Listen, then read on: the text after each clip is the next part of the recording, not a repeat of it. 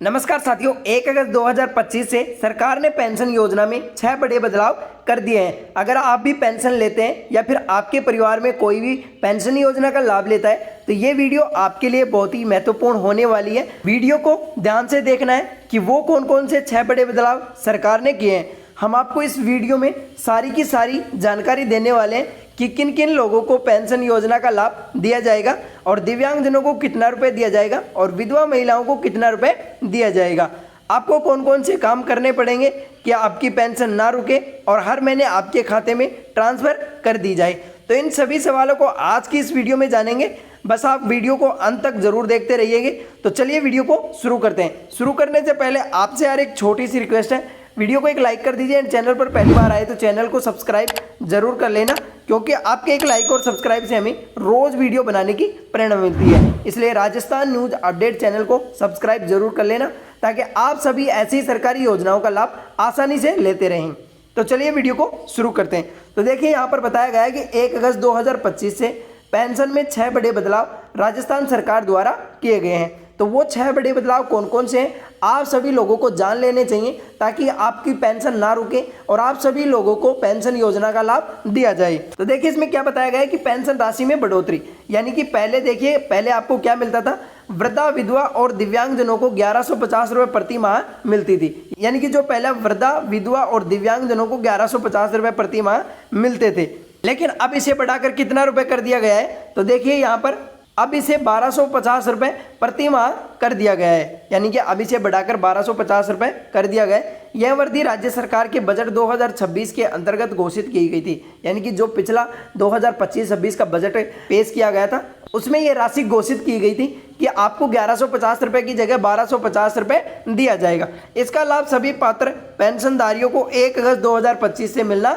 शुरू हो जाएगा। यानी कि ये लाभ आपको 1250 रुपये की राशि है, ये 1 अगस्त 2025 से मिलना शुरू हो जाएगा। यानी कि आप सभी को ये सारे 6 बड़े बदलाव जान लेने चाहिए कि सरकार ने पेंशन योजना में 6 बड़े बदलाव कौन कौन से किए गए हैं। अब देखिए दूसरा आता है भौतिक सत्यापन, यानी कि आपका सत्यापन होना बहुत जरूरी है। अगर जिन लोगों का सत्यापन नहीं हुआ है उनकी पेंशन रोक दी जाएगी।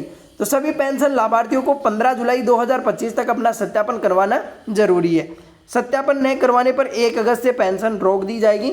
सत्यापन के लिए आधार कार्ड और बायोमेट्रिक पहचान जरूरी है। यानी कि आपको लास्ट 15 जुलाई दी गई थी कि 15 जुलाई तक आप पेंशन योजना के सत्यापन करा सकते हैं, यानी कि सामाजिक सुरक्षा जो पेंशन मिलती है आपको उसका सत्यापन आप 15 जुलाई तक करवा सकते हैं। अगर जिन लोगों का सत्यापन नहीं हुआ है उनको 1 अगस्त से पेंशन रोक दी जाएगी। अगर जिन लोगों का सत्यापन नहीं हुआ है उन लोगों को 1 अगस्त से पेंशन रोक दी जाएगी, उन लोगों को पेंशन का लाभ नहीं दिया जाएगा। तो देखिए सत्यापन के लिए आपका आधार कार्ड और बायोमेट्रिक और पहचान आवश्यक है। अब देखिए कि आप ये सत्यापन कहाँ करवा सकते हैं। तो जो सत्यापन ई मित्र केंद्र या फिर अपने मोबाइल ऐप या फिर अपने लैपटॉप के माध्यम से या फिर ब्लॉक नगर या पंचायत कार्यालय में जाकर भी आप अपना ये सत्यापन करवा सकते हैं। अब बात करते हैं कि तीसरा बदलाव कौन सा है। तो तीसरा बदलाव है उम्र आधारित अतिरिक्त लाभ 70 वर्ष पर बोनस, यानी कि आप सभी को ये 1 अगस्त से लागू किया गया है कि जो भी व्यक्ति 70 वर्ष यानी कि जो भी व्यक्ति 70 वर्ष से ऊपर होगा उसको 5% बोनस दिया जाएगा, यानी 5% उसको अधिक लाभ दिया जाएगा। जो पेंशनधारी 70 वर्ष से अधिक उम्र के हैं उन्हें अब 5% अतिरिक्त पेंशन राशि मिलेगी, यानी कि जिनकी भी आयु 70 प्लस चली जाएगी उनको 5% अधिक पेंशन दी जाएगी। यह पेंशनधारी का निधन हो जाता है, अगर किसी भी कारण पेंशनधारी जिनको पेंशन मिलती है उसका किसी भी कारण निधन हो जाता है तो परिवार को 10 साल तक ये बढ़ी हुई राशि पेंशन दी जाएगी। यानी कि अगर किसी भी कारण पेंशनधारी का निधन हो जाता है तो उसके परिवार में एक व्यक्ति को ये राशि 10 साल तक बढ़ी हुई दी जाएगी। यह योजना वृद्धाजनों के लिए अतिरिक्त सामाजिक सुरक्षा पेंशन को सुनिश्चित करती है, यानी कि यह योजना है वो वृद्धाजनों के लिए अतिरिक्त सामाजिक सुरक्षा सुनिश्चित करती है। उसके बाद में हम बात करें तो देखिए चौथा हमारा जो बदलाव आता है वो आता है बिजली बिल और आय प्रमाण पत्र के आधार पर समीक्षा, यानी कि जिन लोगों का बिजली बिल ज़्यादा आता है तो क्या उनको पेंशन दी जाएगी या उनकी पेंशन बंद हो जाएगी। तो इसके बारे में बात कर लेते हैं। जिन पेंशनधारियों को बिजली बिल अधिक आ रहा है या फिर उनकी आय तय सीमा से ज़्यादा है उनकी पेंशन समीक्षा के बाद बंद की ही जा सकती है। यानी कि देखिए जिन पेंशनधारियों को बिजली अधिक आ रहा है, यानी कि जिनको पेंशन मिल रही है उनका बिजली बिल अधिक आ रहा है, जिनकी आय तय सीमा से ज़्यादा अधिक है, यानी कि आपकी जो आय है उससे ज़्यादा अधिक सीमा पार कर रहे हैं, उनकी पेंशन समीक्षा के बाद बंद कर दी जाएगी। यानी कि आपकी समीक्षा की जाएगी, उसके बाद आपकी पेंशन को बंद कर दिया जाएगा। सरकार 91 लाख से ज़्यादा लाभार्थियों का डेटा क्रॉस वेरीफाई कर रही है, यानी कि सरकार सभी डेटा को जांच कर रही है। काफ़ी लोग ऐसे भी हैं जो फर्जीवाड़ी से पेंशन ले रहे हैं, यानी कि फर्जी डॉक्यूमेंट्स यानी फर्जी दस्तावेज लगाकर काफ़ी सारे लोग ऐसे हैं जो पेंशन योजना का लाभ ले रहे हैं। तो उन सभी की पेंशन बंद हो जाएगी। सरकार ने सख्त नियम लागू कर दिया है। इसका उद्देश्य वास्तविक ज़रूरतमंदों तक पेंशन पहुंचाना है। यानी कि देखिए यहाँ पर बताया गया है सरकार ने कि वास्तविक जो ज़रूरतमंद हैं, जो लोग ज़रूरतमंद इस पेंशन योजना के लिए, उन्हीं लोगों को पेंशन का लाभ दिया जाएगा, अन्यथा किसी लोगों को पेंशन का लाभ नहीं दिया जाएगा। यानी कि जो लोग विकलांग है या वृद्धावस्था है या जो विधवा महिला हैं, तो उन सभी को यहाँ पर पेंशन योजना का लाभ दिया जाएगा, ना कि यहाँ पर अन्य किसी लोगों को दिया जाएगा। उसके बाद में हम 5वें बदलाव के बारे में बात कर लेते हैं। 5वां बदलाव है डिजिटल भुगतान या ऐप आधारित निगरानी। यानी कि आपको जो पेंशन दी जाती है उसमें बहुत फर्जीवाड़ा हो रहा है, काफ़ी लोगों की पेंशन रुक जाती है और काफ़ी सारे लोगों की पेंशन आती भी नहीं है। तो इसी कारण अब देखो सरकार ने क्या नियम लगाए।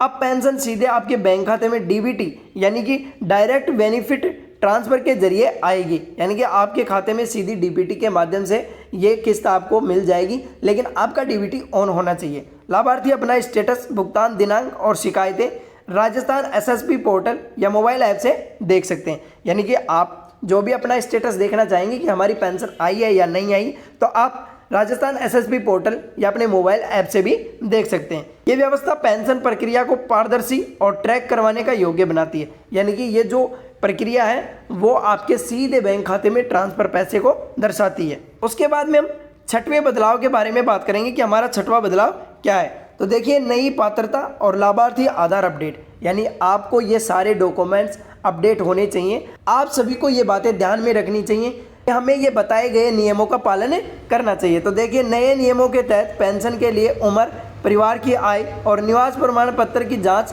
सख्ती से होगी। यानी कि देखिए, मैंने पहले भी बताया था कि काफ़ी लोग फर्जी दस्तावेज लगाकर इस योजना का लाभ ले रहे हैं। तो देखिए, सरकार ने नए नियमों के तहत जो लोग पेंशन योजना का लाभ ले रहे हैं तो उनकी उम्र चेक की जाएगी, परिवार की आय चेक की जाएगी कि उनकी मासिक आय कितनी है, और निवास प्रमाण पत्र की सख्ती से जांच की जाएगी ताकि फर्जी लोग इस पेंशन योजना का लाभ नहीं ले सकते हैं।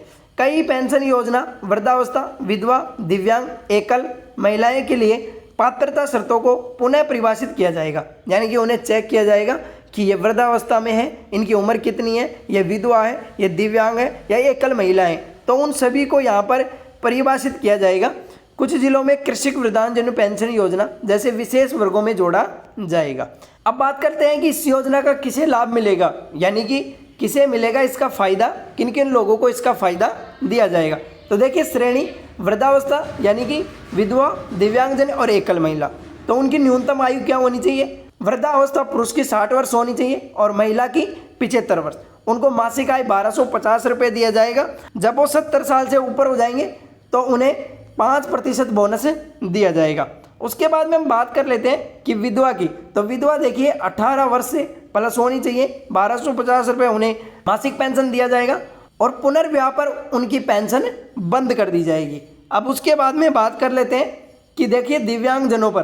देखिए दिव्यांगजन, तो दिव्यांगजन न्यूनतम आयु उनकी 6 वर्ष प्लस होनी चाहिए, 1250 रुपये मासिक पेंशन दिया जाएगा और 40% प्लस विकलांगता अनिवार्य है। उसके बाद में हम बात कर लेते हैं एकल महिला की। तो देखिए एकल महिला 18 प्लस न्यूनतम आयु होनी चाहिए, 1250 रुपये उन्हें मासिक आय वेतन दिया जाएगा, मासिक पेंशन दी जाएगी। और पति छोड़ गया या तलाक दे गया, उन लोगों को इस पेंशन योजना का लाभ दिया जाएगा। अब देखिए सबसे इम्पोर्टेंट आती है कि आपको कौन कौन सी बातें ध्यान में रखनी चाहिए, यानी ध्यान देने वाली योग्य बात है। आज सभी के लिए ये बातें इंपॉर्टेंट रहने वाली है। तो देखिए ध्यान देने योग्य बातें, सत्यापन नहीं करवाने पर पेंशन बिना सूचना के रोक दी जाएगी। यानी कि आप कहेंगे कि हमारी पेंशन रुक गई है, तो देखिए आप लोगों को सत्यापन करवाना अनिवार्य है। अगर आप सत्यापन नहीं करवाए तो सत्यापन जरूर करवा लें। अगर आपने सत्यापन नहीं करवाया तो आपको बिना सूचना के आपकी पेंशन रोक दी जाएगी। आपके बैंक खाता आधार से लिंक होना चाहिए, यानी कि ये बहुत इंपॉर्टेंट है। आपका आधार कार्ड आपके बैंक खाते से लिंक होना चाहिए। आपने अपडेट नहीं करवाया तो अपडेट जरूर करवा लीजिए। ई-केवाईसी नहीं करवाई है तो ई-केवाईसी जरूर करवा लीजिए। राजस्थान एसएसपी पोर्टल यानी कि आप इस वेबसाइट पर जाकर अपनी स्थिति की जांच कर सकते हैं कि आपको पेंशन नहीं मिली है या फिर मिल गई है या फिर कब आपकी पेंशन आने वाली है। पेंशनधारियों को हर साल पुनः सत्यापन करवाना होगा, यानी कि पेंशनधारी जो भी पेंशन योजना का लाभ लेते हैं उनको पुनः सत्यापन करवाना जरूरी है और वो पुनः सत्यापन हर साल पुनः सत्यापन होता है। तो पेंशनधारियों को हर साल पुनः सत्यापन जरूर करवा लेना चाहिए। तो ये थी पेंशन योजना को लेकर 6 बड़े बदलाव जो मैंने आपको विस्तार से बताया। वीडियो अच्छी लगी तो वीडियो को लाइक करें एंड चैनल को सब्सक्राइब जरूर कर लेना ताकि आप सभी सरकारी योजनाओं का लाभ आसानी से लेते रहे। नेक्स्ट वीडियो कल आएगा, तब तक के लिए धन्यवाद।